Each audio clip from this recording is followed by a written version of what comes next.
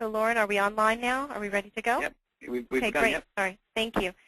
This is Sherry Erickson. I'm one of the co-chairs of the Center for Multi-Stakeholder Demonstrations with the PCPCC, and we're very excited to be doing this webinar today. I want to make a few announcements before I do our introduction. The one reminder that the PCPCC next stakeholder meeting is in March. I believe it's March 30th, and the registration is now available on the PCPCC website.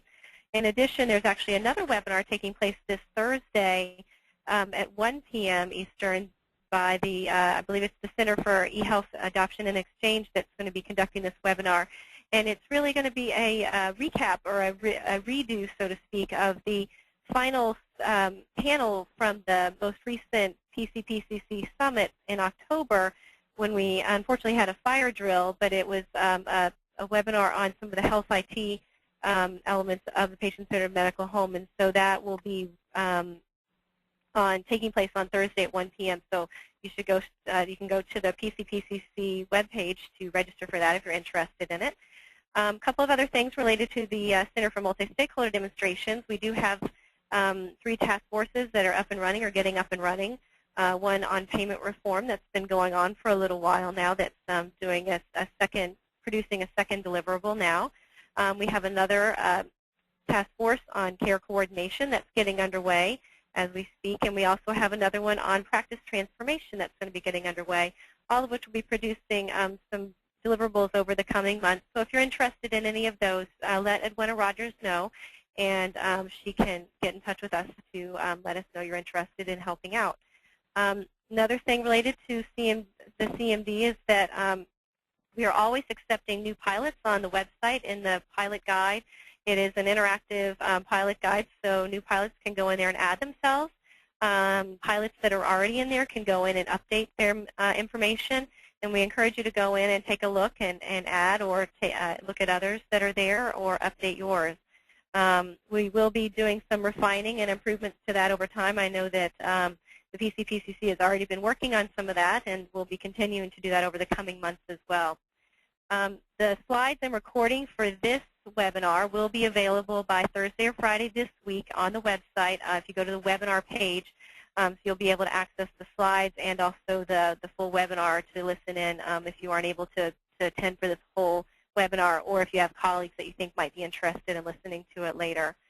So with that said, the other thing in terms of logistics is that Dr. Curnow is going to present his presentation, and then following his presentation we'll be addressing questions.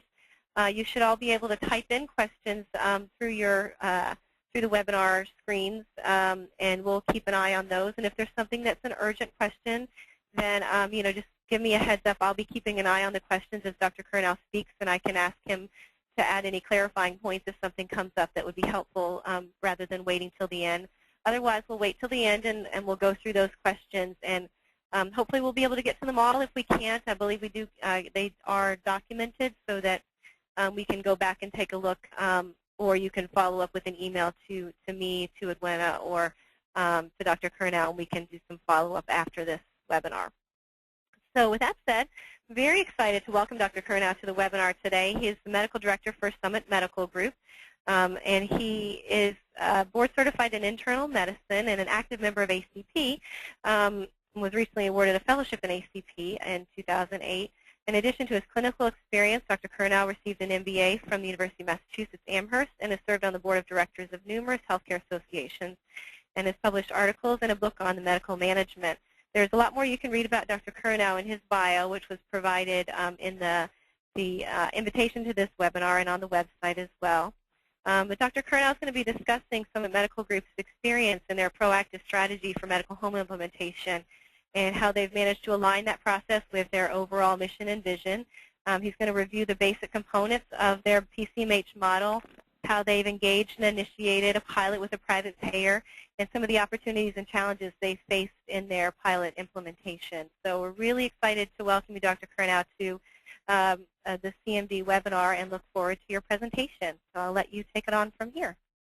Well, thank you very much. It's a real pleasure to be here today. The PCPCC has been instrumental in helping Summit formulate our medical home model. And I know that they've been a great help to the community at large. I just want to spend a moment giving an outline of what we're going to talk about today. Really first touch on what Summit's overall goal within our own organization and how the patient-centered medical home is really a means to an end, and that end is to differentiate ourselves with a value proposition, touch at length on that. Then we want to touch on what Summit's patient-centered medical home model is specifically, what our philosophy is with regards to the medical home and its components, and then talk about, I think, what a very topic many people are interested in as our commercial collaboration. I know many of you probably in the audience have collaborated with commercial payers, and some of the experiences we've had, all of which have been very positive. And then talk about what our program's actually done and some of the observations and challenges surrounding our pilot. And there are many observations and many challenges to be delivered. It's certainly interesting starting a medical home pilot, especially with a collaborative process. We'll just quickly word on Summit, because we are rather unique. We are not a Geisinger or a large integrated hospital-based or primary care hospital integrated base. We are a primary care group. We're physician-owned, and we have a physician board. We have 220 physicians in our organization, about 150 of which are outpatient primary care physicians located at 50 different sites in 10 counties in East Tennessee. We are also the largest private hospitalist group and the largest private pulmonology group in the country. And we also have other small subspecialty penetrations as well with rheumatology and cardiology. We have our own imaging centers. We have express clinics, urgent care centers. We're one of the largest e-prescribers in the country with 185,000 e-prescriptions per month. And to make our distribution of physicians even more complicated, we work with 3 separate hospital systems in our region. But that makes coordination challenging.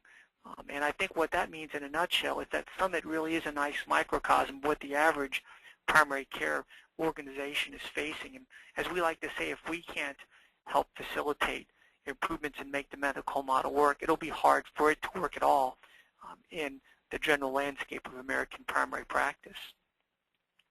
So with that said, Summit was formed in 1996 in a very similar environment to what we find now. If you harken back to the 1990s, that was an era where there was consolidation of primary care groups by generally hospital-based systems, but also some private entities. And Summit was formed in a response to that. And the idea was that there needed to be a voice for primary care in our community. And we felt that primary care physicians certainly weren't the only voice, but were a necessary voice in the landscape. And so we wanted to create an organization that was able to represent the needs of primary care physicians and their patients. And we wanted to proactively engage strategies to allow primary care in our region to thrive for the long term. And really, we've embraced, coming to present forward, we've embraced the era of transparency and really adopted the strategy that our ability to comprehensively link quality care to value for patients, purchasers, and physicians will really create our future, that we need to be able to create that value proposition in order to thrive and survive in the future. And one of the large questions for our organization, if not the central question for our organization, is with the current delivery model, fee-for-service based more specifically, how do we demonstrate and support such a value proposition? And this was really the challenge that led us to adopting the idea of the patient-centered medical home, incorporating that in our core philosophy. And the medical home is not a new idea. It's been around since the 1960s, and really over the last 5 or so years, as you can see, the idea has had a great endorsement within the medical and healthcare communities. And I think that's not a coincidence. As we've entered the era of transparency, and as the healthcare community has seen costs going up and a search for value in general, I think the medical home has struck a chord, and rightfully so. So what are the general characteristics of medical home? I won't go into a long-ranging discussion on the generalities. I think everyone hopefully participating today is familiar with the idea. But in general, we're looking at a personal physician in a physician-directed practice with a whole person orientation instead of the narrow view of the 15-minute office visit of who that patient is during the 15 minutes you see them in the clinic, looking at the entire spectrum of their care and their needs. Care is generally coordinated and or integrated depending on the setting that care is delivered. And quality and safety improvements are ongoing. Enhanced access to visits by either open templates in your schedule, phone, or even maybe one-day email. Some people have already adopted email. We have not, but there's certainly something we'll look at in the future. And importantly, payments are enhanced to take into account more care delivery than simply that 15-minute office visit. And those can take many forms with pay for quality, per payment per month systems.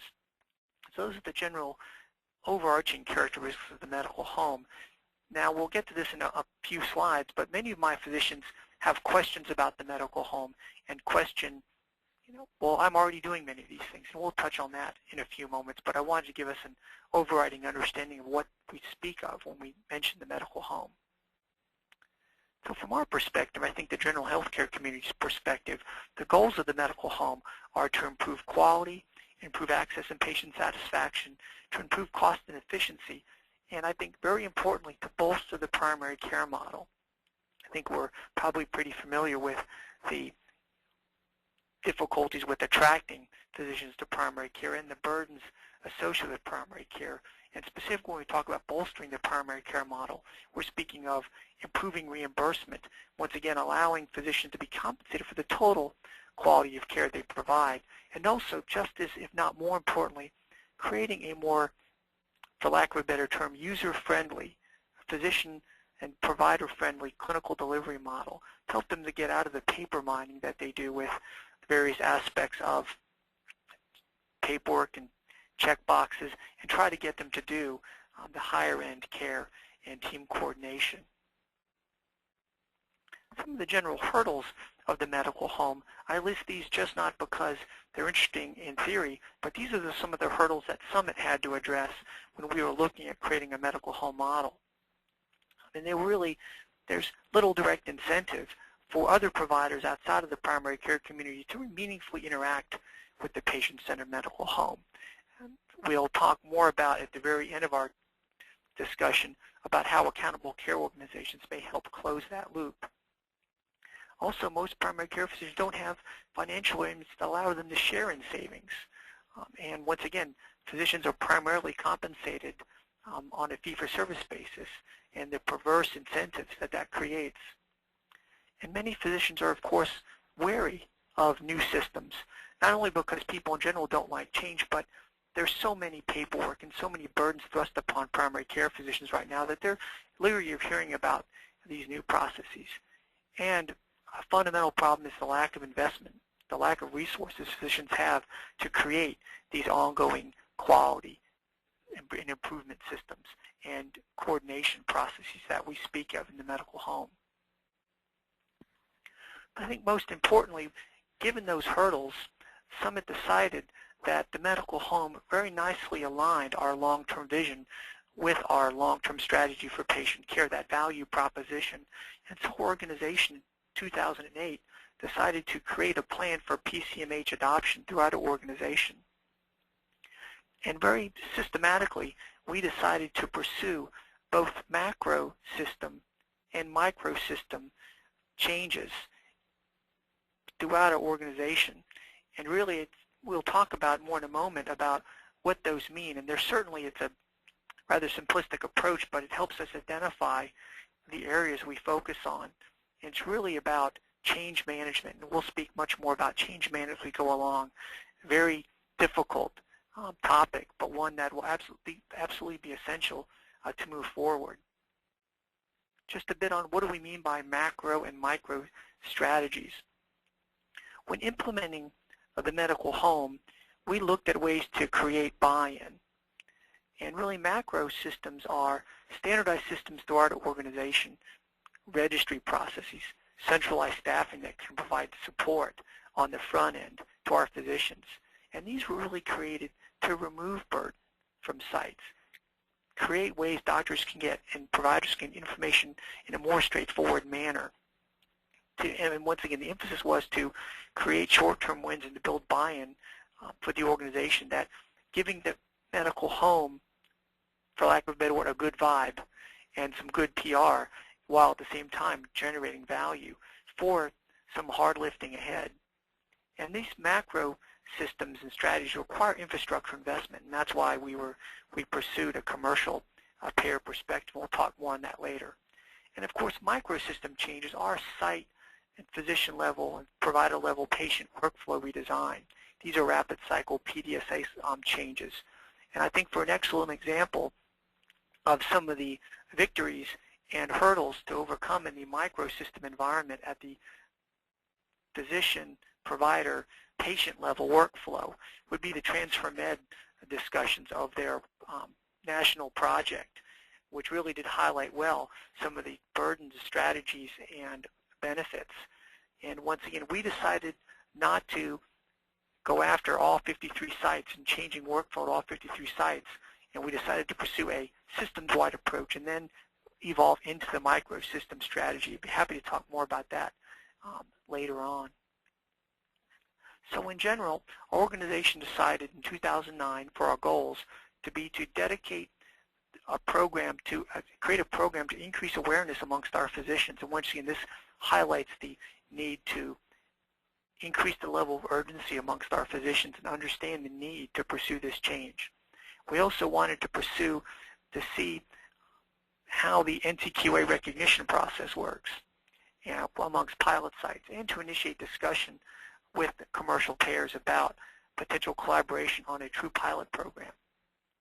And for 2010, we set the goal of having NCQA recognition for PCMH for all of our physicians, and also to begin a commercial pilot and begin to develop lean teams who can help with that microsystem site support process for improving workflow redesign at the site level. So now I want to touch on from the discussions of where we wanted to be and what our goals were to what we've accomplished and how we got there. Well, a bit more about our infrastructure before we talk about what we achieved. At the very beginning of our process of starting a medical home, we were one of the largest e-prescribers in the nation. We now have 185, but at the time we had 160,000 electronic prescriptions per month. We were not fully adopted EMR organization. We had about 40% of our physicians at the start of 2009 who had already adopted full electronic medical records. And our goal was to have that done following meaningful use criteria set forth by the federal government by late 2011, and we're well on our way to that path.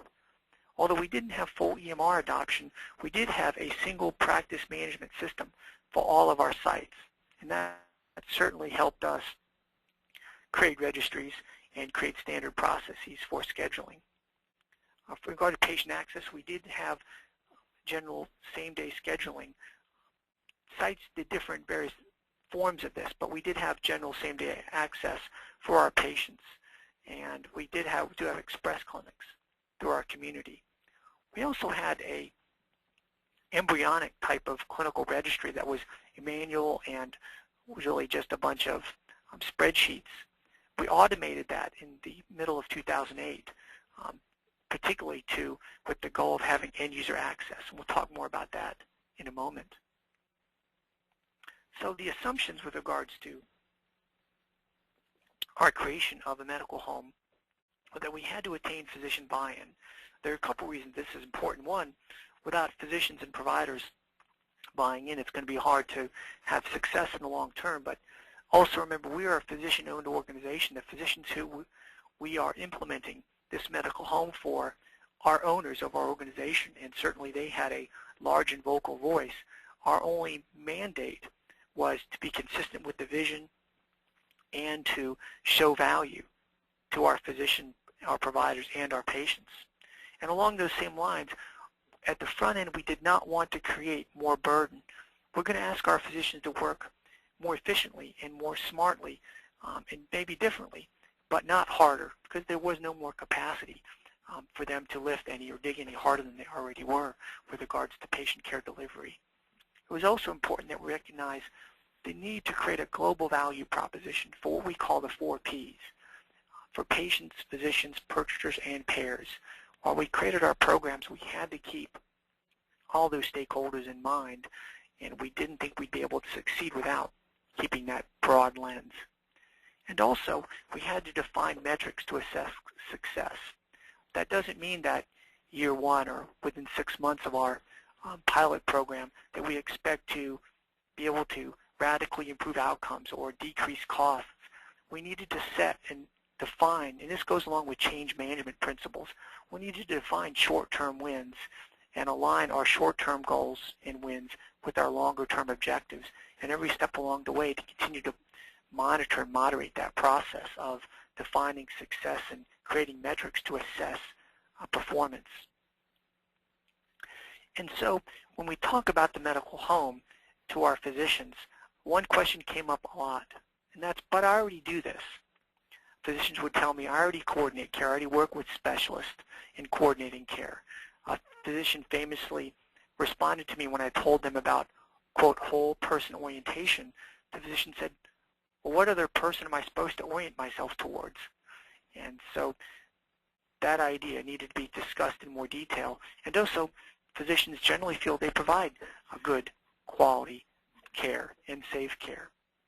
And to answer those questions, really speaking about emphasizing that the medical home isn't about so much asking physicians to work harder or spend more hours. It's about creating processes, support, and efficiency around the patient-physician relationship, creating teams to create more support and structure to help that team-based process, and not simply to burden physicians more.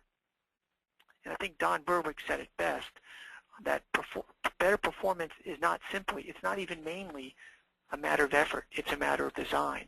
And that's what the medical home, our model, seeks to achieve, is to provide support tools for physicians and patients to achieve better performance and more buy-in. So just briefly, at a very high level, Summit's medical home structure is based upon providing a care management for high-risk patients, to improving clinical registries and databases with an emphasis on end-user access, and also to create a reimbursement and financial support for these systems. And also a component we won't talk about anymore today would be we also look to create a change in the utilization management framework to relieve the burden of pre-authorization and pre-certification processes. We won't touch on that now. I'd be happy to answer any questions about that in the future. This pyramid shows what our basic medical home philosophy is, and it's patient-centered. Each tier of the pyramid discusses a different type of patient. The vast majority of our commercial patients are in Tier 1. Those are patients without any chronic condition. They may have well-conditioned questions. They may have episodic acute care issues, but generally are healthy. And our medical home really focuses on creating a virtual environment for them with the patient portal where they can request prescriptions, they can request appointments, they can get access to their labs online, create a website which is more sensitized and enables them to create an interface that is specific to their needs. Tier 2 patients are probably 15% of our commercial population and probably 50% of our Medicare population, and Tier 2 patients are stable chronic patients, patients who have identified with chronic disease, but who are generally doing well with their condition. Our medical home focuses on making sure that these patients are within our registries so that we can identify when patients are falling out of line with our definition of stable outcome metrics, and also creating group disease education visits with an eye on, in the future, removing the fee-for-service model for group education visits and creating a more coordinated, integrated system of group disease education. And finally, for Tier 3 patients, and we estimate this is probably 5 to 7% of our commercial and probably 25% of our Medicare population, and our high-risk patients are the ones who get active care management. And we'll spend more time defining what care management is. In a general sense, care management is oversight and educational activities that help patients better understand and live with their condition. From Summit's perspective, we look at our care management as an evidence-based service which supports the traditional patient-physician relationship to engage high-risk patients, once again the emphasis on high-risk patients, with the goal of improving patient outcomes and satisfaction. Now, many of you may be familiar with the fact that care management is ongoing in many aspects of the healthcare community, particularly with third parties. And a very important article, study was published from a pilot study of third-party care management in JAMA in 2009, and it really touched on what is value in care management. And the article is fascinating. I highly recommend everyone taking a look at it, but it really emphasized that there are core components of what valuable care management is, and that really focused on targeting high-risk patients and generally having in-person contact, live contact between the patient and care management. Also critically important was the need for the care manager to be closely linked and communicating with the primary care doctor. Many third-party care management organizations, to no discredit to themselves, they don't have the ability to directly coordinate with the primary care doctor, but it was found that the kinds of care managers that were more valuable tended to have a direct relationship between the care manager and the primary care physician. Timely access to information is critical in all aspects, and generally having the right level of staffing, nurses generally, but also some programs had success with things like social workers as well, and focusing on the right things, care planning, disease education, and transition care. Well, at Summit, we have 4 main focuses for our care management. First is population management, and that's really engaging care gaps. Primary care physicians, and most primary care physicians are not in an integrated healthcare network, but for the average primary care physician, engaging care gaps is a very difficult process. Physicians will get forms sent from 5 or 6 different payers on what percentage of their patients don't have or do have a colonoscopy or a mammogram or some other care measure that's necessary. And because there's no integrated data or delivery system, these care gaps are inaccurate, once again, to no fault to the payer community. It's just difficult to vet that data accurately. And what we want our care managers to do is to do that work for the physicians and the payers, to be a place where they can look at the various payer lists and aggregate data and accurately provide what the care gaps are. So instead of getting 7 reports from different payers, having 1 report from the care management coordinator who's aggregated that data and showing a physician, Dr. Smith, these are your patients who are eligible for but haven't received a colonoscopy, etc. And that can also create a level of accountability to the care management coordinator. We can track the success of closing those care gaps over time and holding the care manager accountable for that. Critically important is transition care, capturing patients who've been discharged from the hospital or from an ER or from a nursing home and reconciling medications, sometimes going to the patient's home itself and helping coordinate care. Patient education is critically important, and it doesn't just mean helping educate with self-care. Behavioral changes, change readiness, psychological support, and engaging patients is a critical part of care management, and also facilitating true team-based care. Physicians and providers don't have time typically to call all the different silos of care to coordinate things, and the care manager will be a resource that's available to do just that for the patient-physician team. Well, Summit's definition of successful care management will be patient satisfaction, improved quality, and we define quality by things like closing care gaps and perhaps improving patient compliance with medications, critically getting physician buy-in, and also lowering costs. That focuses primarily on being able to decrease readmissions and the burden of transition costs. A second critical component to our medical are clinical registries. And really, the Elizabeth McGlynn article in 2003 in the New England Journal of Medicine highlighted this, that 50% of patients don't get the care, the recommended care for their population, whether it be preventative, chronic, or acute. And the tragedies are from the primary care community. Once again, the average primary care doctor isn't in an integrated healthcare system with integrated outcomes and claims data, is that the average physician can't identify what these lost opportunities are. And in the rare case that they can, Summit did have the infrastructure and resources to identify these lost opportunities, but we could not get it to sites in an actionable manner, meaning we had them sitting perhaps with one informatics specialist, but how do we get that information in a meaningful manner to all 200 plus of our physicians? And so we wanted to create a clinical registry that integrated all of our databases, that identified lost opportunities and provided physicians with clinical dashboards. But we need to get the information to the right people when they needed it. And that meant creating end-user access, where physicians with one click of a button can get access to these lost opportunities. Our physicians can get reports on what patients haven't had an A1C in 6 months who are diabetic. There are diabetics that have an LDL greater than 130. There are diabetics who haven't been seen in a year.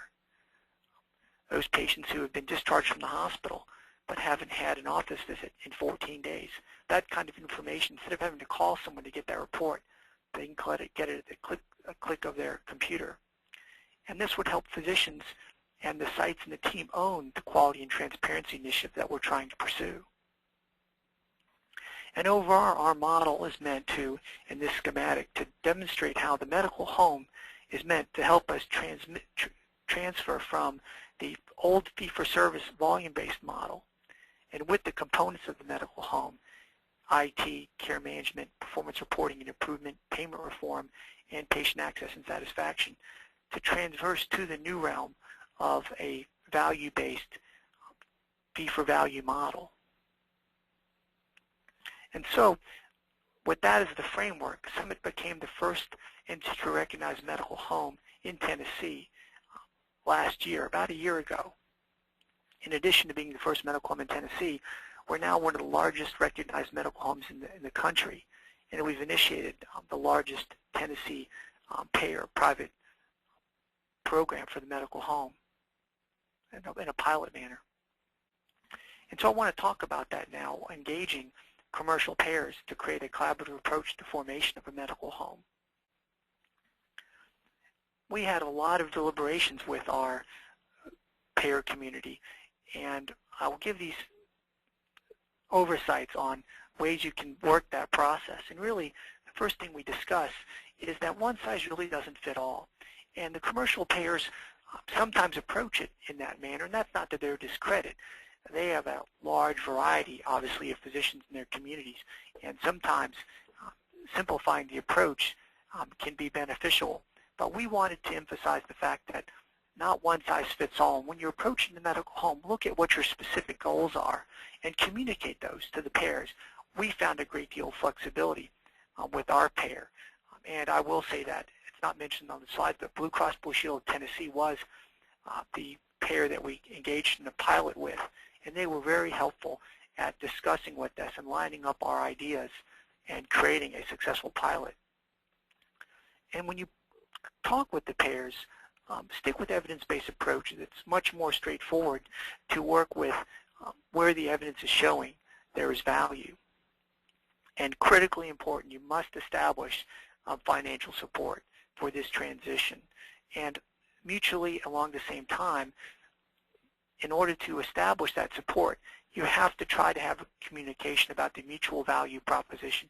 You have to create true collaboration between the payer and the patient and the physician group in order to have success.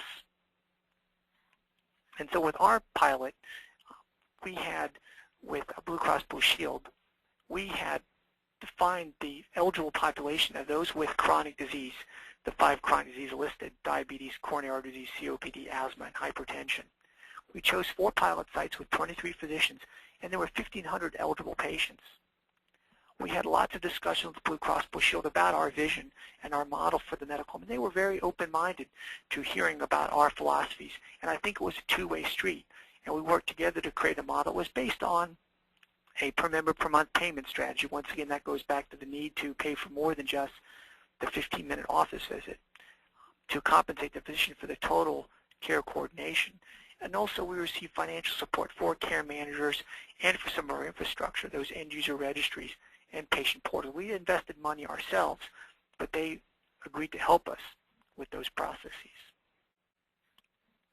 So when we talk about our goals, we emphasized the need to have short-term and long-term goals. And with the pilot, we wanted to provide physician support for care management. Care management was an essential part of our vision of the medical home, and we wanted to find a way to support that and get our physicians experience with that. We also wanted to test processes that would be necessary for the medical home's long-term success, like active enrollment, and we'll talk more about that later, and also to assure that the reimbursement model that was proposed between Blue Cross Blue Shield and Summit actually worked. And of course, we wanted to identify strengths and weaknesses so that we can, as we expand the process further, we can improve upon the process. And that will require feedback from patients, sites, physicians, and importantly, the payers as well. So phase 1 is underway. It's been live now for more than, I think, about 6 months, and we had 1,500 eligible patients. At the time I made these slides about a month ago, there are 300 or so enrolled patients. I think that's almost doubled now. The good news is that the care management is up and running and has been successfully engaging high-risk patients. We had actually an article in the local newspaper highlighting from patients' perspective how they've been impacted by care management. And also, reimbursement model has been on track. Blue Cross has delivered as we've discussed and as they promised on the financial support. With regards to challenges, active enrollment is a challenge. Reaching out to people, it's particularly difficult for sites who are engaged in their current workflow to interrupt that workflow to actively enroll patients and working on ways to centralize that process. And so it was a bit of a burden, but Blue Cross Blue Shield is working with us and we're creating some flexibility for that active enrollment process. Well, looking back, some highlights I'd probably like for you to consider is one, what do you want? You need to know what you want to pursue from the medical home. And an important part of that is what does the phrase you mean? And I encourage you to look at the word you from a global perspective, your patients, your payers, and the physicians working together. What do you as a group, as a team, want when you pursue the medical home? For gosh sakes, don't pursue the medical home because it sounds like the in thing to do. Know what you're trying to achieve from it. And this includes a lot of change, and change is very difficult. And I think that TransforMed national project can highlight some of those change problems. And it's critically important that you communicate the urgency of why you want to pursue this. And that's why knowing why you want to do it is critical. And then communicating why. Creating short-term wins to garner buy-in is critical. And I think that I would highly recommend, if you're not familiar with John Cotter's work in Leading Change, it's a wonderful book about how an organization can embrace and pursue change management. With regard to the commercial payers, it really has to make sense for both parties. Without working together, it really won't be successful. And you have to get that infrastructure. The doctors and the providers have to get that infrastructure support and evolve that payment model. But they can't do it unless it makes sense for the commercial payers as well. Once again, active enrollment can be a challenge, and I recommend trying not to burden this at the individual site level so much if you do pursue an active enrollment model.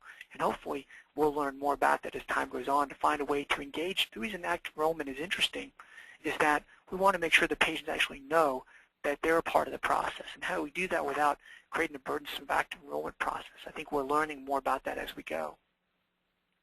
So I think our future will be assessing outcomes. We've created short-term wins, but assessing the outcomes, we need to demonstrate that the medical home improves quality and improves cost. We want to expand the breadth and width of our medical home so that more of our physicians can enable themselves to care management. And we eventually want to get to the point where we acknowledge that all of our patients, not just the high-risk patients and the chronic disease patients, are in the medical home, and that we have tiered payments. Imagine that pyramid of Tier 1, Tier 2, Tier 3, getting a tiered PM for PM based on the complexity of the patient. With regards to having the medical home really get more legs, we see the accountable care organizations being a potential role for that, of how to engage providers outside of the medical home environment. And then going back to those microsystem changes and the TransforMed process, really we're going to need to have workflow redesign at the site level. And we need to start creating resources so that we can help our sites and our physicians achieve that. So really, in summary, I hope we've talked about the fact that, discussed that the medical home is a viable model for transforming primary care from the fee-for-service to the fee-for-value proposition. Payers are increasingly receptive to supporting this model. And once again, the importance of understanding that the medical home is a means to an end, and define your end. And for us, it was quality and value, but know why you're pursuing this model before you undertake it. And with that, I'll take any questions or comments from those who are joining us today. Great. Thank you, Dr. Curnow. This is Sherry Erickson again. I'm going to be moderating the questions, and we do have quite a few that have been lining up. So I'm just going to try to start at the top, and if it looks like some may go together, then I'll try to put them together so that we can hopefully try to get through most of them. If we can't get through all of them, then we do have them captured so we can follow up afterwards. The first question is, when you discuss third parties in relation to care management, are you referencing care management at the payer program? Yes, that is one of the when I'm referring to third parties, discussing what was mentioned in the article that was published in JAMA. But third party, actually, sometimes payers will farm that out to even. And I think what I mean by third parties is having a commercial payer, quote unquote, farm out their care management to a third party. So I would consider the care management process. The payer would be maybe a second party, and third party would be farmed out care management. But the article describes that in more detail about the various aspects of that. But I would probably say, for the purposes of my discussion, a third party would be anyone who isn't directly involved with the patient-physician relationship. Great, thank you. And the next question, I'm actually going to build on it a little bit. You talked about physician buy-in.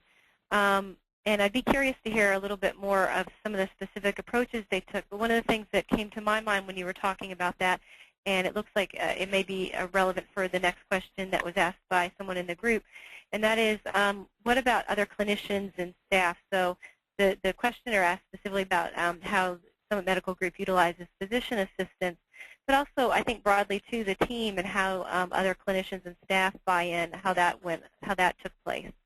Well, that's a great question. That's really fundamental to the long-term change process. We were very careful at the front end not to try to re-engineer a site-level delivery too much. We went to, it's very important that you transmit what you're trying to accomplish. So we visited all the sites in the pilot, had them ask questions, and told them about our program.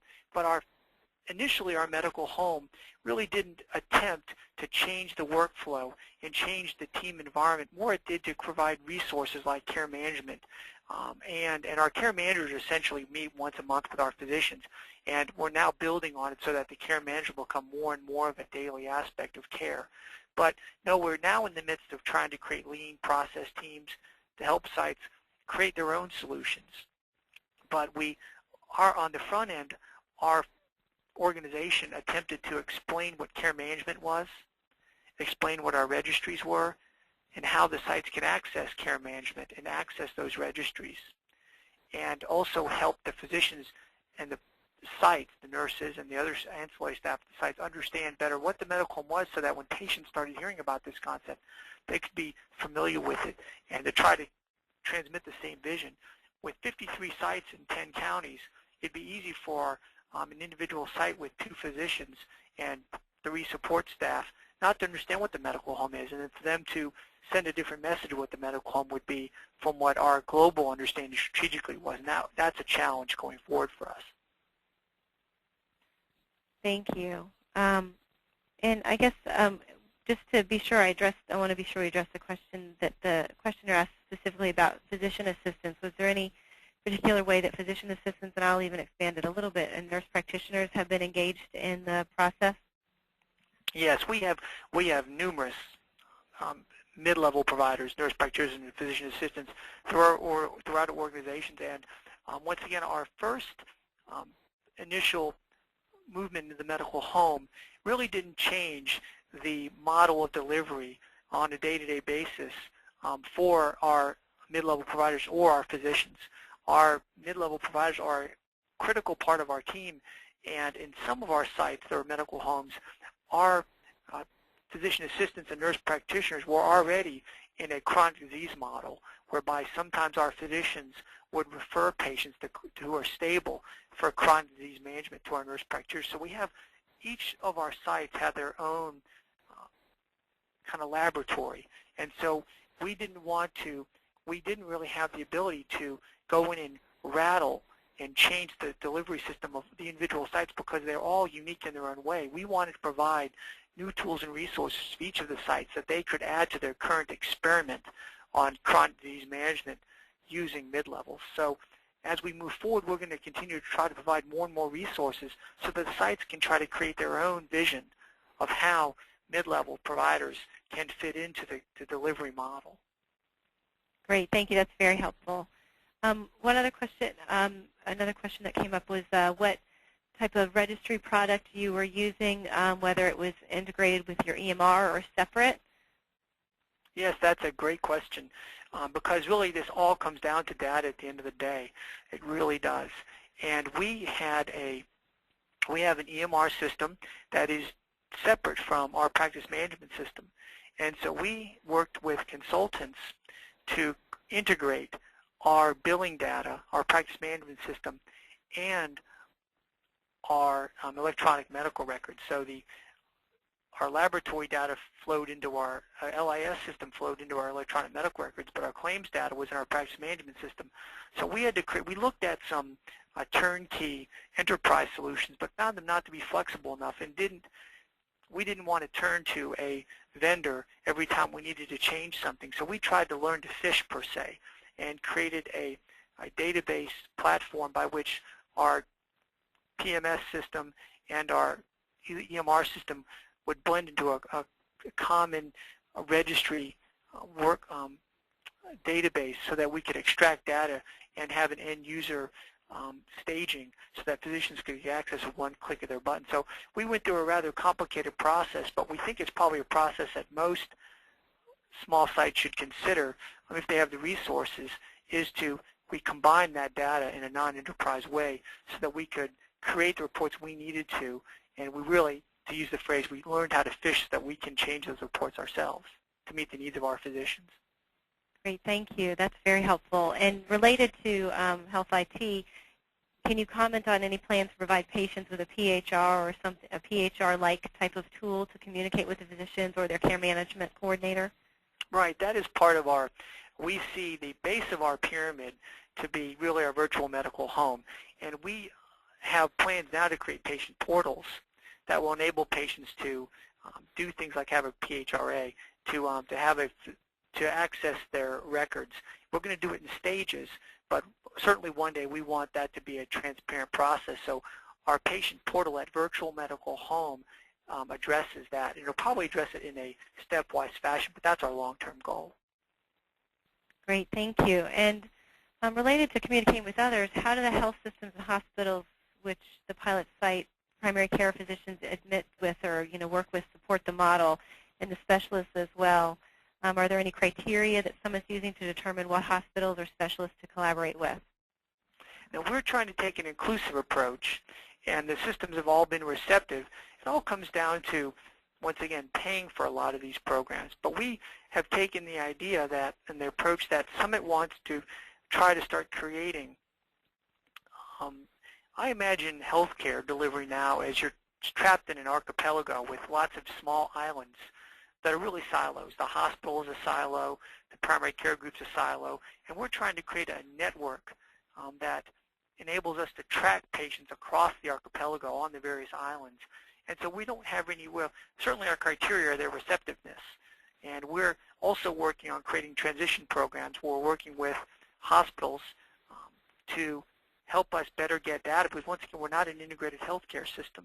So if someone went to one of our hospital brethren's emergency rooms last night, we actually don't have access to that data. And so working ways to transmit that data, and we use the same kind of value propositions of looking, it has to be a win-win for both the hospital systems. And we use the same sort of approach with the commercial payers as we do the hospital system. So we're not being exclusive. We're certainly having good feedback from all of our hospital systems, but it is slow going because each of the different silos has to buy in, and that's the difficult part. while an integrated healthcare system is attractive, it's really not reality for most of us in the community. So we're having to work step by step, and once again, the key issue is articulating the vision, being open-minded about the value proposition for all the participants, and trying to create momentum. Great, thank you. And I want to be sensitive to time. We're about 4 minutes before the end of the hour, but there's one question I want to be sure we get in, and that is, what do you feel like was the biggest hurdle that you encountered and overcame throughout the whole transition to the PCMH model? That would certainly take more than 4 minutes to answer that question, but I'll give it a shot. I think there were a couple. Touched on them, but apart from my slides, getting the physicians actually to understand what the medical home was a challenge. Many physicians are like, well, once again, but I already do all this. And articulating what the medical home is and why it's a benefit was difficult. It took understanding change management. It took sending a very clear message to our physicians. I think we're certainly refining that process as we go along.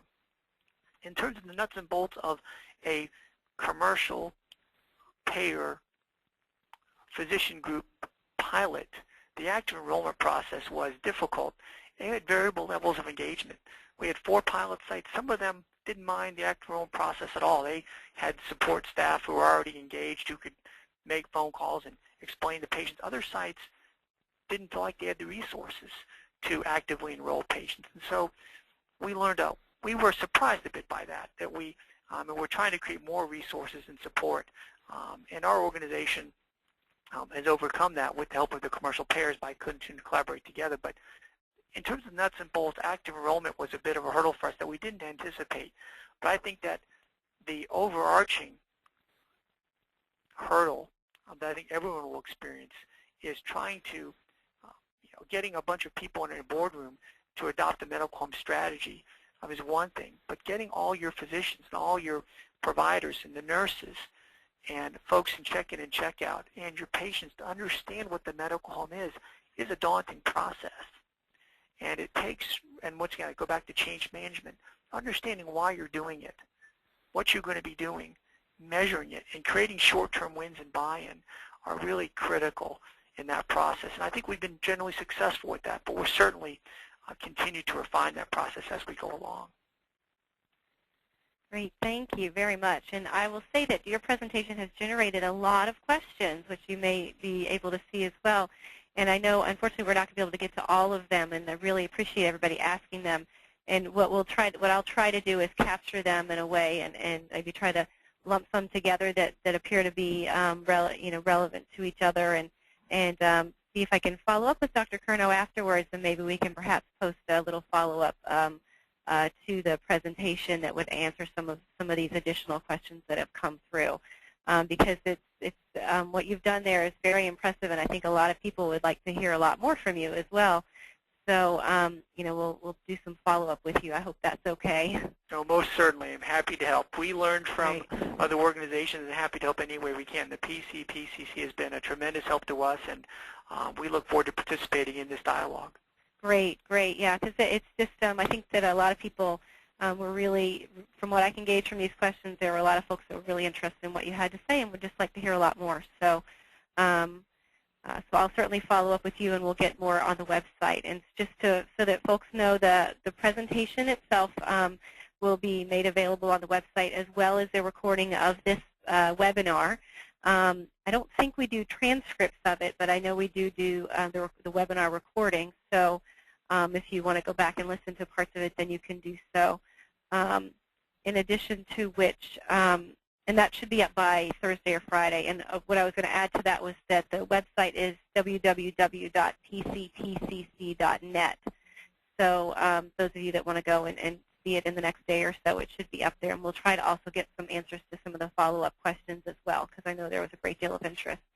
And so with that, I want to say a big thanks to you, Dr. Curnow. This has been a wonderful presentation. I I think that it generated a lot of interest. I think people, I know I certainly learned a lot. I hope others on the line learned a lot as well, and it also generated a lot of thought, thinking, and questions as well, which is a good thing. So, thank you very much, and it's been a pleasure. And I know that I see lots of questions about what's the PM for PM and how is that measured. Mm-hmm. Those are all fantastic questions, and we had a lot of robust discussion about that, and I'll be happy to help facilitate more thought about that. It's a complex process, but it's well worth it. Yeah, great, good. Then I will definitely. I was planning to include that in the follow-up with you, so we'll try to put this into something that will be useful, helpful for you to respond to, and also structured in a way that people can scan through and see what some of the follow-up questions and answers were. So. With that, we'll wrap up and close the webinar. I want to again thank you, Dr. Curnow, and thanks to everybody for participating and for all of your questions. It's been a very productive webinar. The next webinar of the Center for Multi-Stakeholder Demonstrations will not be taking place until March 1st of 2011. We're going to be going to more of a quarterly schedule for these webinars. It gives us an opportunity in terms of the leadership of the CMD to plan very nice, robust webinars for you to participate and listen to, and also will give us a chance to do some other planning in the background of improving the website and the pilot guide. And so if anybody's interested in helping us with some of that background work, we'd certainly welcome that. So you can reach out to me or to Edwina and let us know if you're interested in helping with website development or participation and help with any of the task forces that I mentioned at the beginning of the webinar. So thanks again, everybody, and we'll talk with you next time. Have a very happy holiday season, everybody.